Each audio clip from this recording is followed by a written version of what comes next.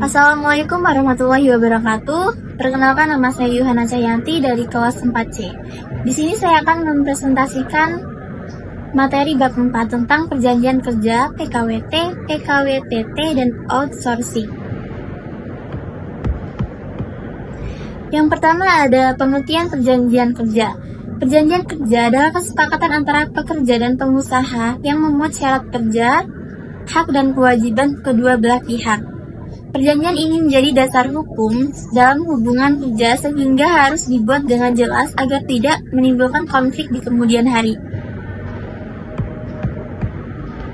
Dalam perjanjian kerja terdapat 3 unsur utama, yaitu adanya pekerjaan, upah, dan perintah.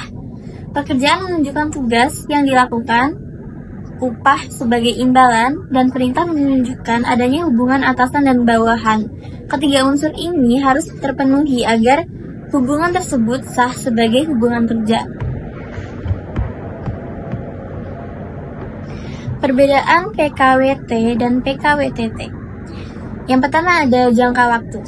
PKWT memiliki batas waktu tertentu maksimal 5 tahun termasuk perpanjangan, sedangkan PKWT tidak memiliki batas waktu atau bersifat tetap. Yang kedua ada sifat pekerjaan. PKWT digunakan untuk pekerjaan sementara atau proyek, sedangkan PKWTT digunakan untuk pekerjaan yang bersifat tetap dan terus-menerus. Yang ketiga ada hak pekerja. PKWT mendapatkan uang kompensasi di akhir kontrak, sedangkan PKWTT berhak atas pesangon jika terjadi PHK. Yang keempat ada masa percobaan. PKWT tidak mengenal masa percobaan, sedangkan PKWTT dapat memiliki masa percobaan maksimal 3 bulan. Ketentuan outsourcing.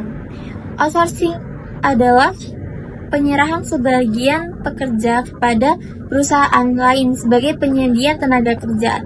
Dalam sistem ini, hubungan kerja pekerja berada pada perusahaan alih daya, bukan pada perusahaan penggunaan jasa.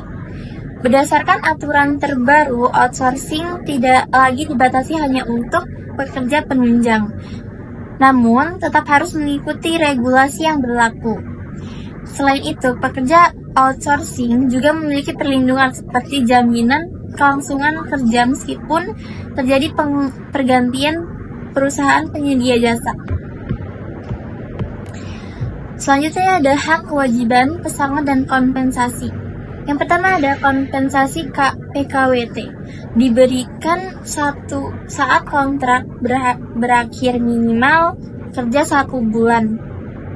Kompensasi ini merupakan bentuk penghargaan dari perusahaan atas kontribusi pekerja selama masa kontrak, dan besarnya dihitung berdasarkan lama kerja. Yang kedua ada pesangon PKWTT. Diberikan jika terjadi PHK sesuai masa kerja. Yang ketiga, kewajiban pekerja, yaitu melaksanakan pekerjaan sesuai perjanjian. Yang keempat ada kewajiban perusahaan, membayar upah dan memenuhi hak pekerja. Pengusaha wajib membayar upah tepat waktu dan memenuhi hak kewajiban, seperti kompensasi dan pesangon sesuai ketentuan yang berlaku. Kesimpulannya, perjanjian kerja merupakan dasar hubungan antara pekerja dan pengusaha yang memuat hak, kewajiban, serta aturan kerja yang harus dipenuhi. PKWT digunakan untuk pekerjaan sementara dengan kompensasi di akhir kontrak, sedangkan PKWTT untuk pekerjaan tetap dengan hak pesangon. Selain itu, outsourcing menjadi strategi perusahaan dalam memenuhi kebutuhan tenaga kerja melalui pihak ketiga. Oleh karena itu, pemilihan jenis perjanjian kerja yang tepat sangat penting agar sesuai dengan kebutuhan perusahaan dan menghindari risiko hukum. Demikian presentasi saya hari ini tentang perjanjian kerja PKWT, PKWTT, dan outsourcing. Saya akhiri. Wassalamualaikum warahmatullahi wabarakatuh.